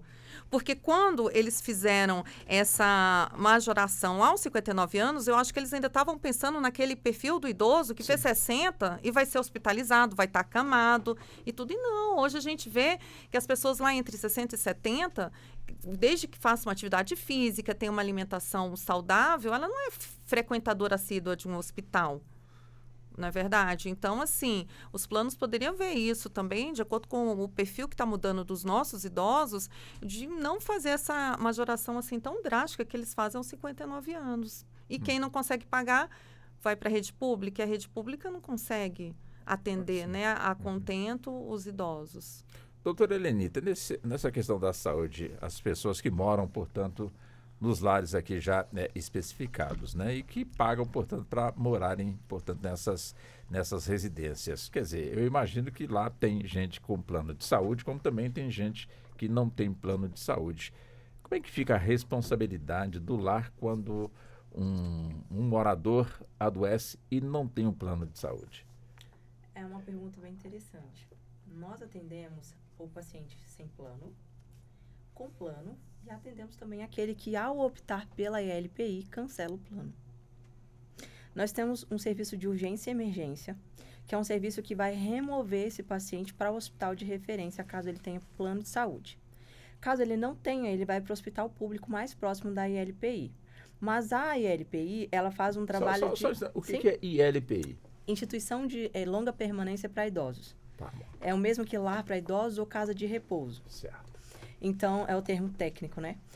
Então, nos lares para idosos, nós trabalhamos com a prevenção. Porque aquilo que o idoso, na maioria das vezes, não fez durante a vida, ele vai fazer na terceira idade em uma ILPI. Então, ele vai ter uma alimentação adequada para ele, regulando nível de gordura, nível de sal, nível de açúcar. Ele vai ter atividades, ele vai ter convivência social. Ele vai trabalhar toda essa parte emocional, física, né? Todos os estímulos que ele precisava ter feito antes e não fez. E esse estímulo, ele acaba interferindo no emocional do idoso, o que é um fator agravante, né, na hospitalização. E isso no convívio familiar, no meio de um ambiente em que ele é exposto ao estresse, por falta de cuidador, ele vai adoecer mais. Quando ele vai para um ILPI, ele tem o convívio social, ele tem a alimentação regrada, ele tem um padrão de sono. A saúde, ela está sobre 4 pilares, né? Que é o padrão de sono eficaz, é dormir bem, é comer bem, de forma nutritiva, não em quantidade, não só em quantidade, praticar atividade física, né? E a questão do emocional, que vem com tudo aí, é um dos pilares desse paciente. Então, a gente trabalha de forma preventiva. Quando os pacientes em ILPI, eles internam muito menos. Olha que interessante. Exatamente porque ele tem toda essa assistência que regula o metabolismo, que controla a doença, que controla os fatores que agravam a saúde dele e faz com que ele seja internado em ambiente hospitalar. Sem contar que o lar para idosos, a ILPI, ele tem a equipe que tem no hospital. A diferença é a gravidade. Se é algo que está estabilizado ou é algo que nós conseguimos com a nossa equipe estabilizar, que não necessita de um aparelho de ventilação mecânica, de uma UTI, nós conseguimos prestar essa assistência no lar, sem que ele vá para um ambiente hospitalar. Agora, quem está morando nesse lar, quer dizer, a ideia que a gente imagina é que chega o homem ou então chega a mulher. Mas chega casais também? Sim, chegam casais. Nós já atendemos, inclusive, 2 casais, né? Por N fatores. E às vezes porque eles escolhem. Ou um adoeceu e a esposa cuidava. E hoje o filho e a esposa entendem que ela já não tem condições de cuidar, porque ela também é uma idosa. Embora ela não tenha um diagnóstico, ela não tem condição física de assumir o cuidado familiar. De assumir o cuidado, a responsabilidade de cuidar desse idoso. Por quê? Porque isso compromete a saúde dela. ela vai ter um impacto físico, psicológico, ela vai ter toda uma sobrecarga que ela não está preparada, porque ela não é um profissional. E mesmo que ela fosse, o impacto emocional e a questão do impacto do tempo, né? Porque ela acaba comprometendo a vida dela. A esposa que ela assume o cuidado do marido, ela não sai mais, ela já não tem mais tempo, ela abre mão da vida dela e isso adoece. Né? Isso adoece fisicamente, isso adoece psicologicamente. Então, chega um momento que já não tem condição dessa senhora, dessa esposa, dar continuidade a um cuidado seguro para ele. E aí, os dois vão para um ILPI. Mas pode ser o contrário também? Pode, o idoso pode ser. Cuidando mais da... Pode ser. Né? Não é o mais comum. Sim. Tá? Até a cultura do nosso país traz isso, né?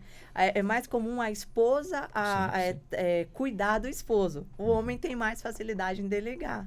Agora, entre os solteiros e viúvos nos lares, podem se apaixonar? Podem. Desde que haja nível de consciência, e acontece, né? Desde que haja nível de consciência de ambas as partes, não haja comprometimento cognitivo, pode acontecer. Agora, flerte é muito comum, inclusive, quando não há nível de consciência. É mesmo? Baixo nível de consciência, porque na demência, na terceira idade, a sexualidade fica extremamente aguçada. Opa!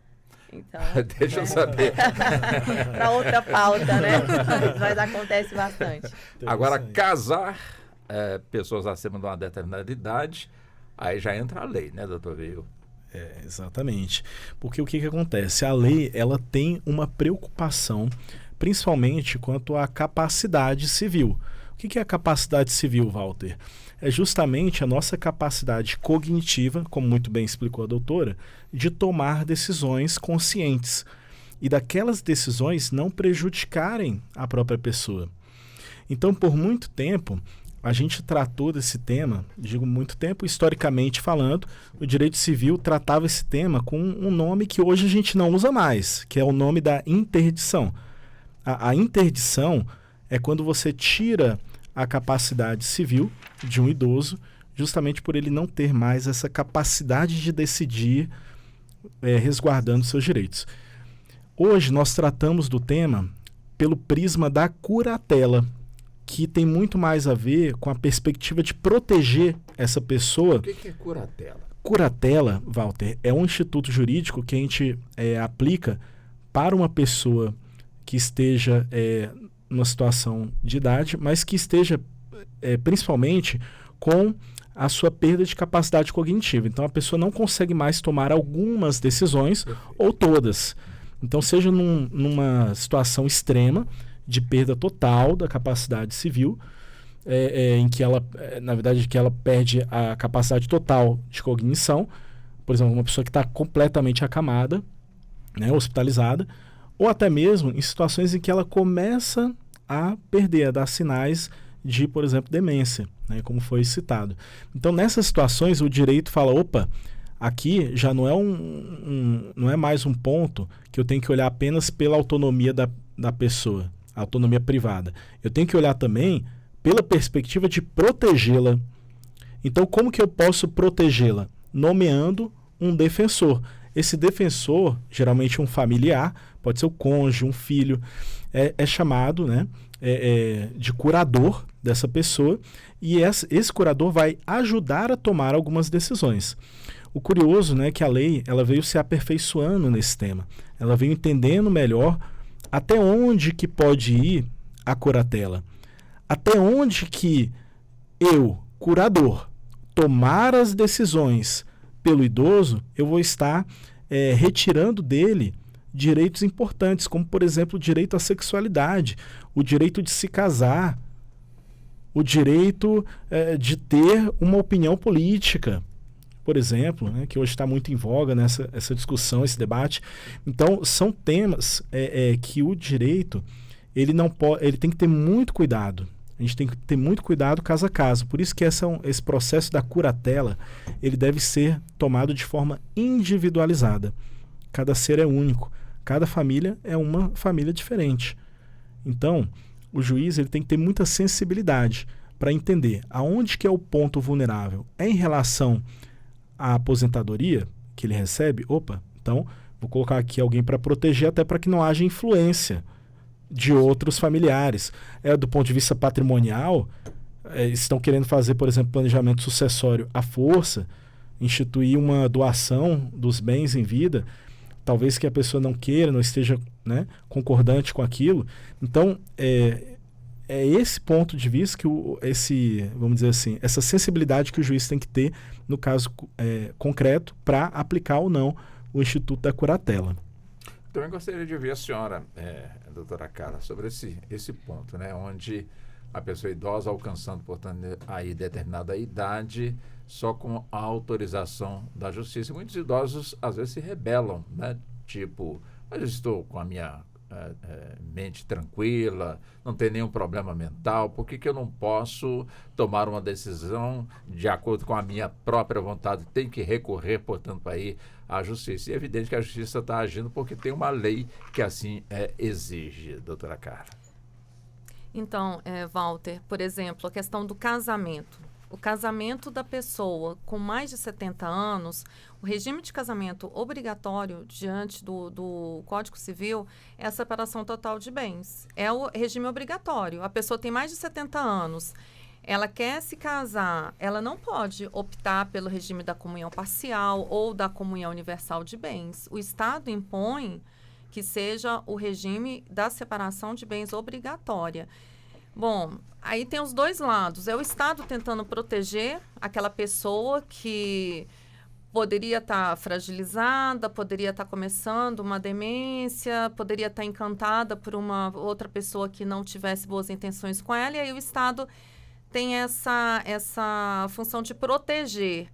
Mas também tem uma corrente que vê isso como invasão, porque uma pessoa de 70 anos, se ela tiver lúcida orientada, ela pode estar melhor do que a gente, entendeu? A cabeça pode estar fluindo muito melhor do que a nossa, e ela poderia, sim, na vontade dela, falar, não, eu quero me casar com a comunhão universal de bens, ou eu quero me casar com a comunhão parcial de bens, porque ao partir eu quero garantir o sustento dessa pessoa que está comigo ao meu lado. Só que, infelizmente, até agora, isso não é possível porque existe esse artigo, que ele está em vigor, não existe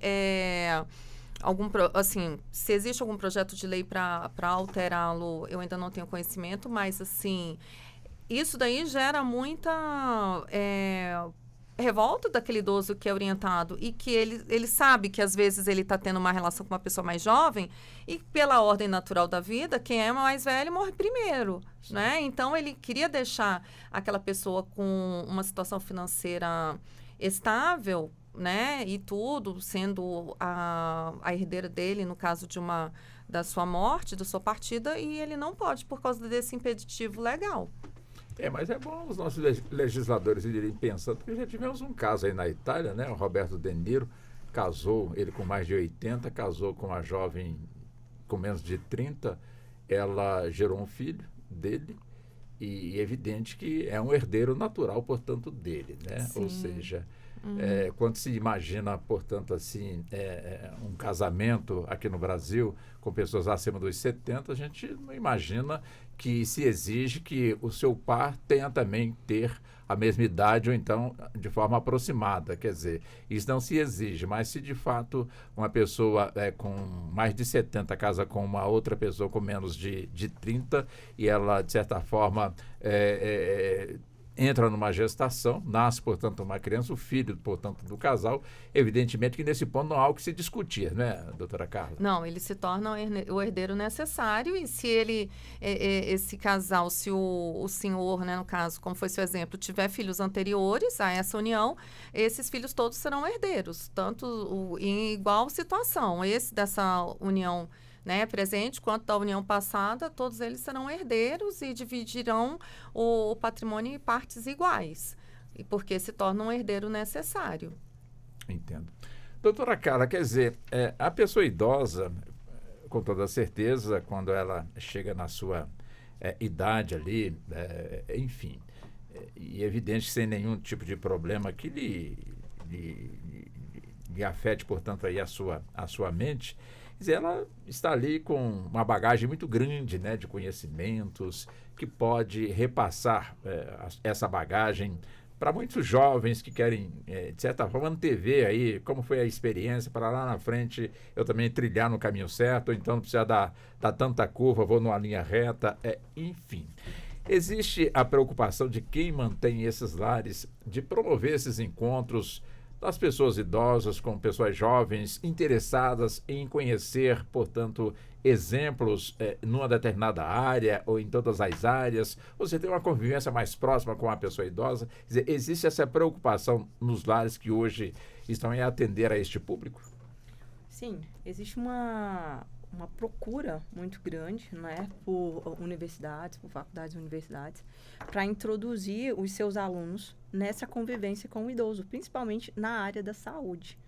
Eles vão passar por um campo de estágio, principalmente LPIs, eles vão ter acesso a esses idosos na maioria desses cursos. Enfermagem, medicina, fisioterapia, nutrição, todos eles terão que passar por uma ILPI e terão acesso.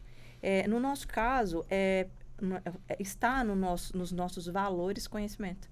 Então, nós promovemos essa construção de consciência, né, que é exatamente a consciência de finitude.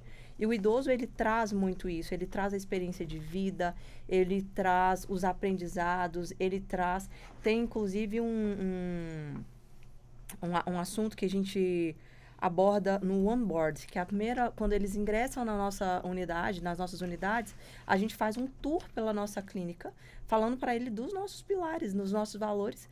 E nós trazemos muito, tem um tema que a gente aborda que é finitude, que é sobre o que os nossos idosos, nós acompanhamos, né, o processo de morte desses pacientes. Então, esses pacientes, eles entram no lar e eles vão sair, a maioria deles, eu vou colocar em 98%, eles vão sair dentro de uma ambulância, dentro de um carro funerário, na verdade. Né? Eles não vão sair de lá para voltar para os seus lares, não. Nós vamos cuidar deles até o último momento de vida. Então, a nossa equipe, ela acompanha os últimos momentos desse paciente. E nós construímos na consciência desses alunos que estão ingressando nas faculdades, nas universidades, a importância do tempo, a importância do nível de consciência, de viver a vida baseado em valores e propósito. Porque os nossos idosos, nesse momento de morte, de finitude, eles não reclamam de não ter comprado a BMW do ano, eles não reclamam de não ter viajado mais, não é disso que eles reclamam. Eles reclamam de não ter passado mais tempo com os filhos, eles reclamam de não ter dado a devida atenção aos seus filhos, eles se arrependem de terem hipervalorizado o trabalho e deixado a desejar na família, porque é um momento de autoavaliação, de autoconsciência, e que eles estão mais ligados à religião. Então, essa formação de consciência de como nós vamos viver a nossa vida traz o senso de propósito que todo ser humano precisa, né? E quando você se depara e você vive com a consciência de finitude, de que o fim vem para todos, você vive de uma forma mais consciente. Então, conviver com o idoso vai trazer para você senso de propósito. Você saber distinguir o que realmente importa na vida, que são pessoas e não coisas. E qual é o perfil aproximado das pessoas que hoje habitam esses lares? Nós temos o ideal, né, o que inclusive existem leis sobre isso, acima dos 60. É o que mais a gente tem procura. Né? Profissionalmente? Profissionalmente, nós temos de cuidadores a médicos, né? Nós contratamos cuidadores, nutricionistas, enfermeiros, fisioterapeutas, fonoaudiólogos, terapeutas ocupacionais, musicoterapeutas, cozinheiros, profissionais de limpeza, da limpeza, jardineiros, porque a gente tem jardim. Mas e o perfil de quem está morando? Dos residentes. Isso. São geralmente pacientes de 60 a 95 anos, tá? Geralmente, com diagnósticos. Quem nos procura geralmente são os filhos, na maioria dos casos. Mas hoje nós temos também as demências pré-senis e as doenças crônicas em pacientes mais jovens. Exemplo, Parkinson, que já tem casos aí de pacientes até com 18 anos. As demências pré-senis, que elas são bem mais agressivas. E nós já temos casos de pacientes com 39 anos, diagnosticados com demências pré-senis.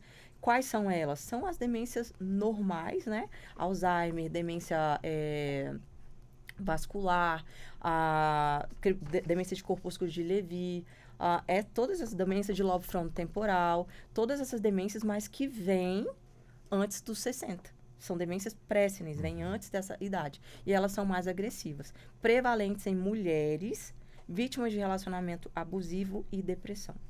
Agora, quando vocês fazem o cadastro ali da pessoa que está entrando, quando você tem ali profissão, quer dizer, quando ela estava em atividade laboral, né? Sim. Quais são as profissões que prevalecem ali quando preenche aquele dado? Funcionários públicos, políticos e empresários. Políticos? Sim. Por que será? Olha, é uma questão, é uma outra pauta. Provocativo. Né? Seria uma outra pauta.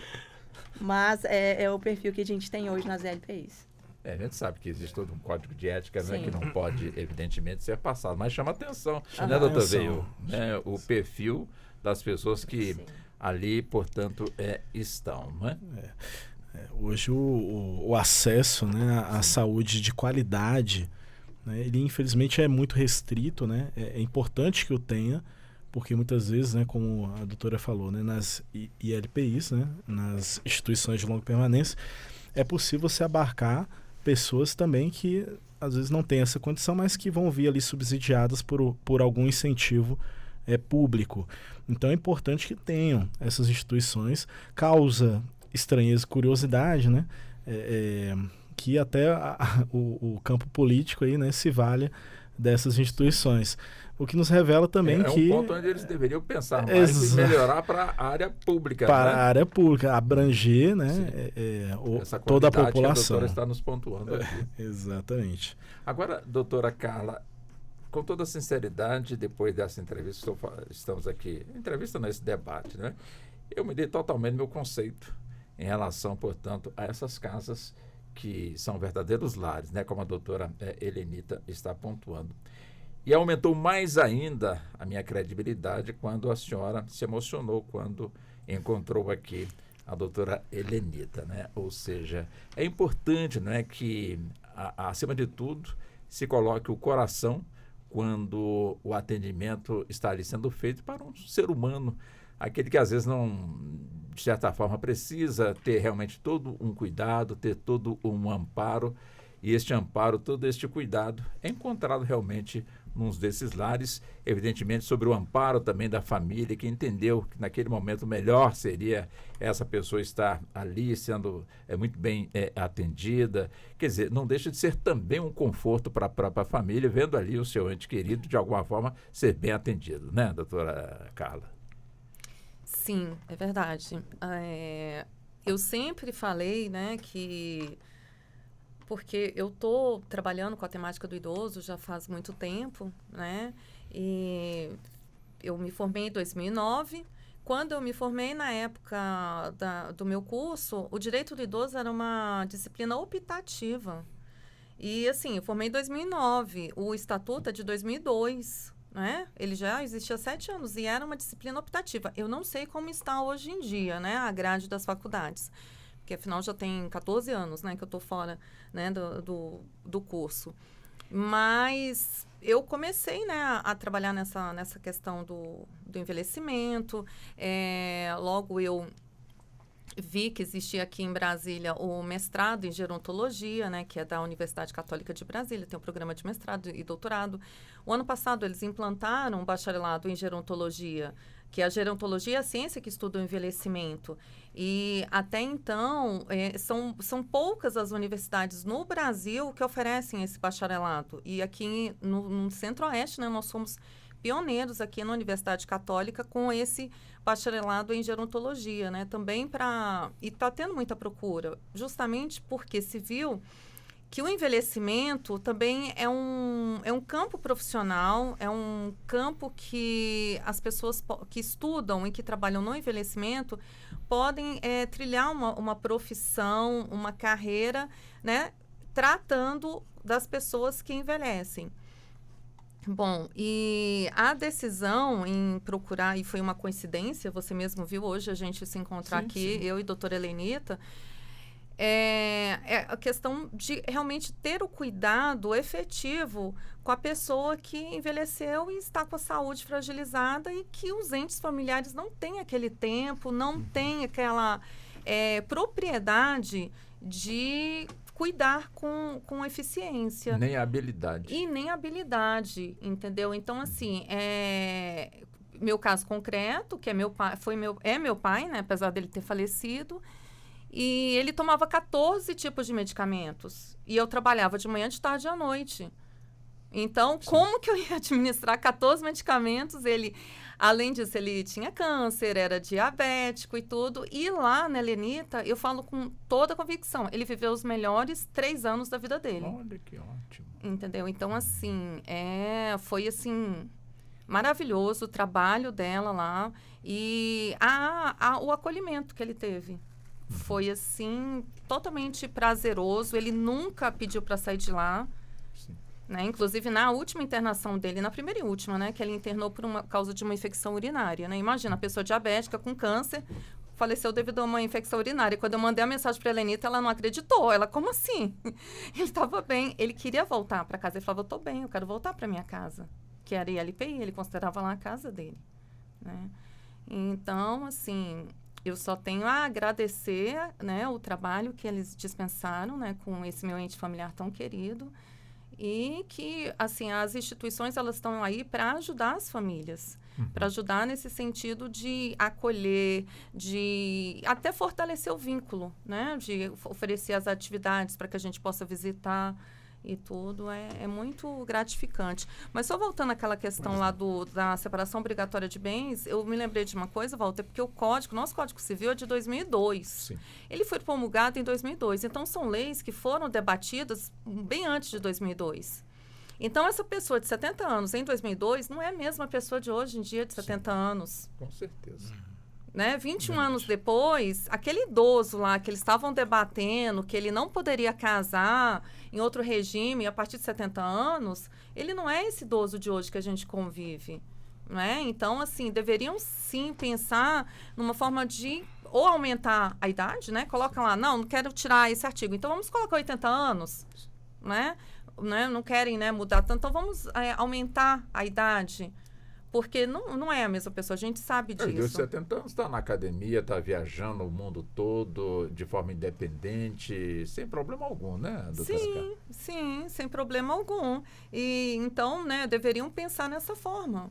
Mas é aquilo que você bem falou no início, não percebe-se que o idoso vota. Porque o voto é facultativo a partir dos 70 anos, então não se fazem as políticas públicas para beneficiar os idosos, né? É que eu sempre falo, o pessoal que está lá no Congresso, eles têm que morrer cedo, porque eles não querem envelhecer, não querem beneficiar o envelhecimento, então não vai viver ao envelhecimento, né? Sim. Se eles pensassem, né, no momento, poxa, eu vou envelhecer, eu quero viver mais, então vamos criar uma política pública aqui para melhorar, né, essa vida do 60 a mais, dos 70 a mais. Não, eles estão pensando só no agora, no presente, né? Pois é.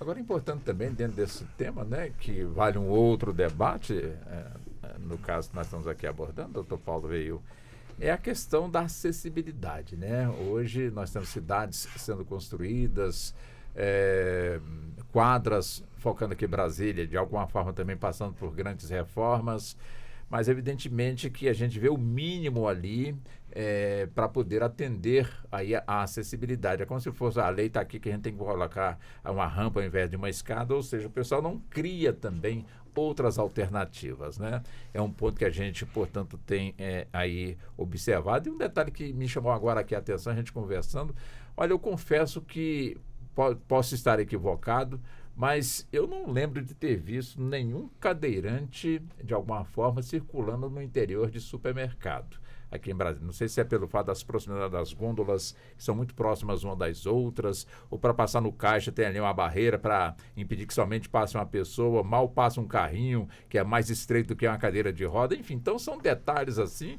que é importante da população observar e cobrar, né, doutor Veio?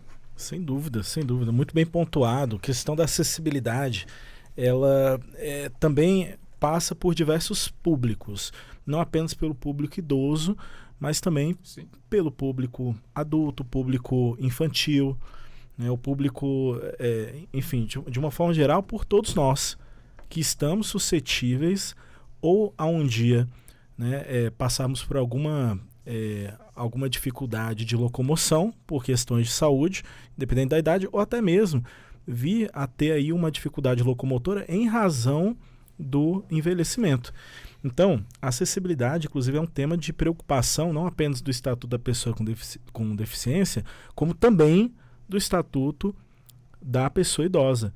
Porque no artigo 6º, salvo engano, do Estatuto da Pessoa Idosa, existe um dispositivo que fala o seguinte: olha, ao idoso é garantido também o direito de ir e vir, o direito de liberdade. E esse direito, ele não existe se você não der os meios para que ele possa se locomover, os meios para que ele possa ir e vir. Então não é só, beleza, você pode sair aqui, seja de casa, seja de um LPI, você pode sair e ser livre, você pode passear. Sim, mas passear como? Se em um determinado local não é possível o acesso com cadeira de rodas.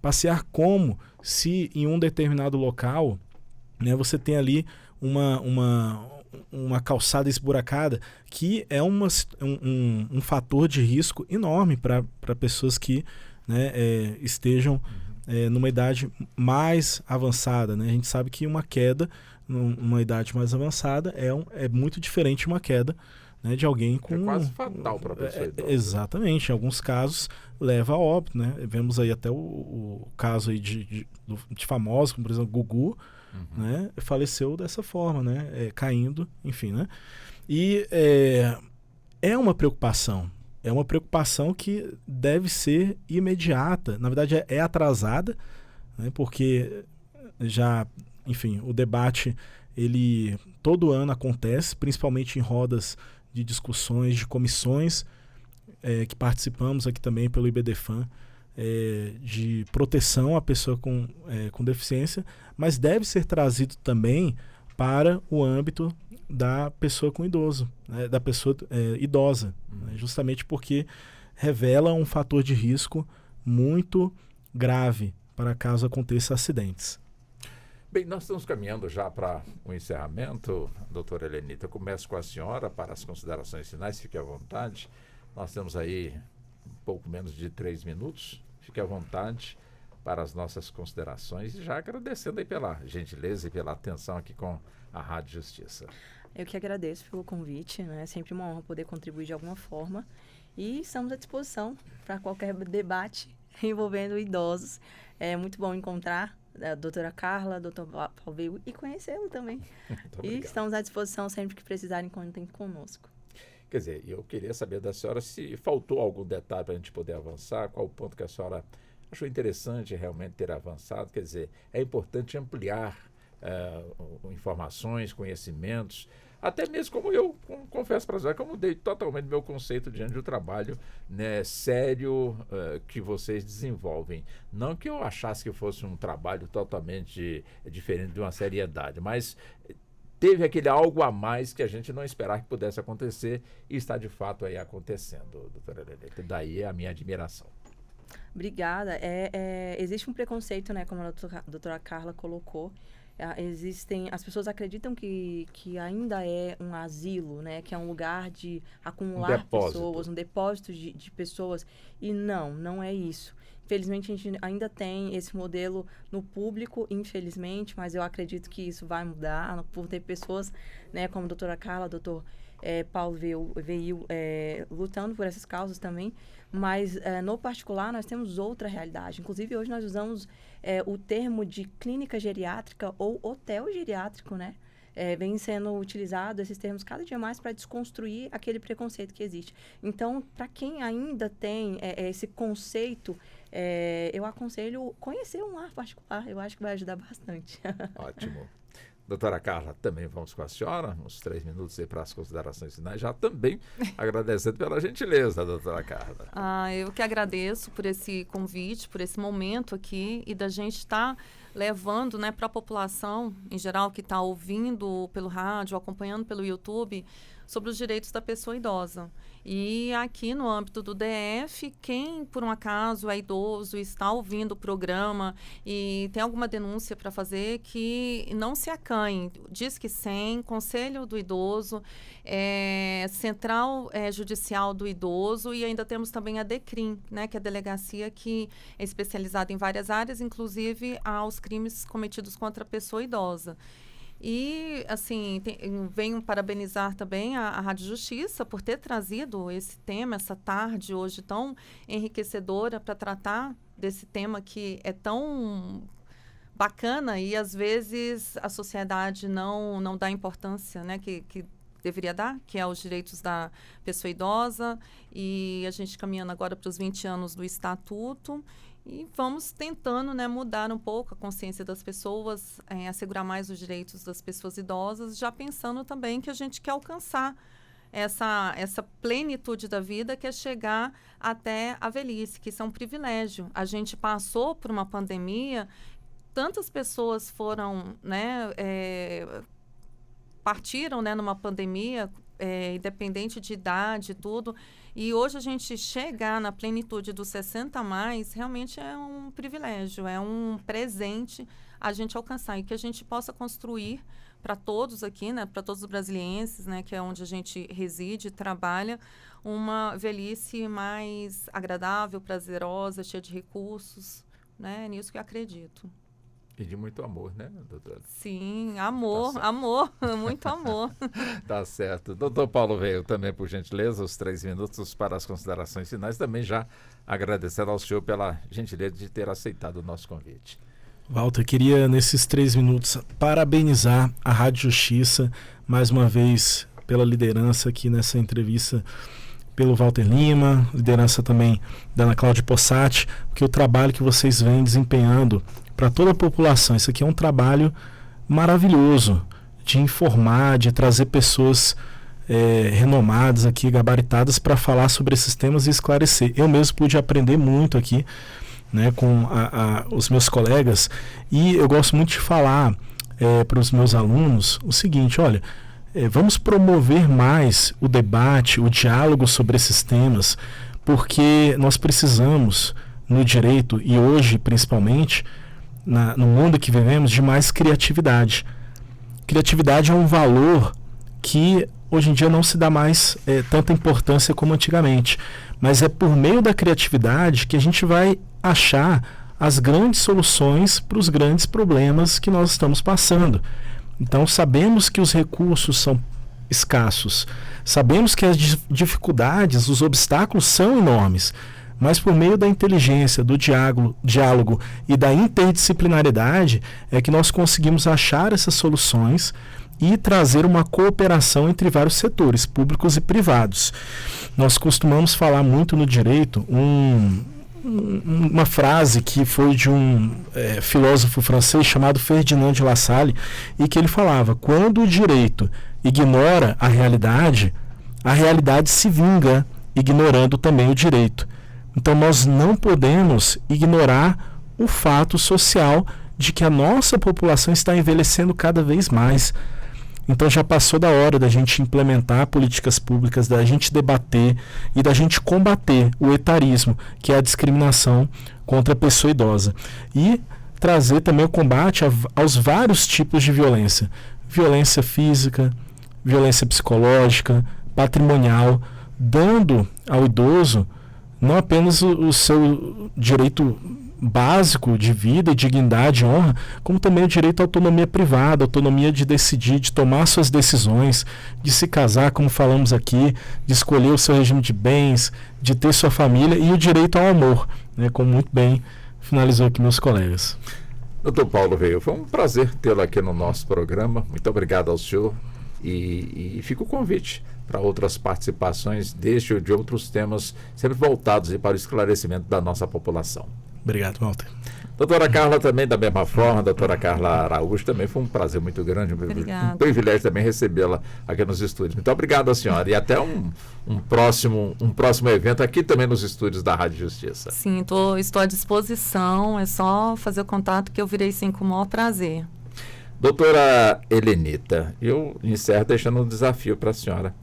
Quem sabe, né, um dia possamos fazer um Justiça na Tarde com as pessoas idosas de uma ou mais casas, num local que, de certa forma, possa acolhê-los, como também acolher a Rádio Justiça, e a gente conversar com essas pessoas, a saber de tudo, né, sobre as experiências de vida e mostrar também o seu valor que continua, né? As pessoas continuam realmente merecendo toda a atenção, todo o respeito. Quem sabe um dia possamos nós termos esse prazer, esse privilégio de estar recebendo essas pessoas aqui no nosso Justiça na Tarde. Será uma honra promover esse encontro. Com certeza, acho muito válido, vai ser uma honra para eles. E para mim, que vou servir de ponte, com certeza, meu coração está aberto. Opa, então tá bom. Muito obrigado, senhora. Sonho. E assim chegamos ao fim da edição de hoje do Justiça na Tarde Debate, programa que teve a minha apresentação. Sou Walter Lima.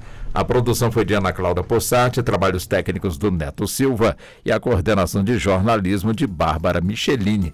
Muito boa tarde, muito obrigado e até o nosso próximo encontro. Até lá.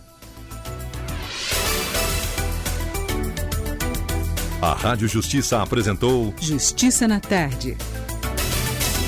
Secretaria de Comunicação Social, Supremo Tribunal Federal.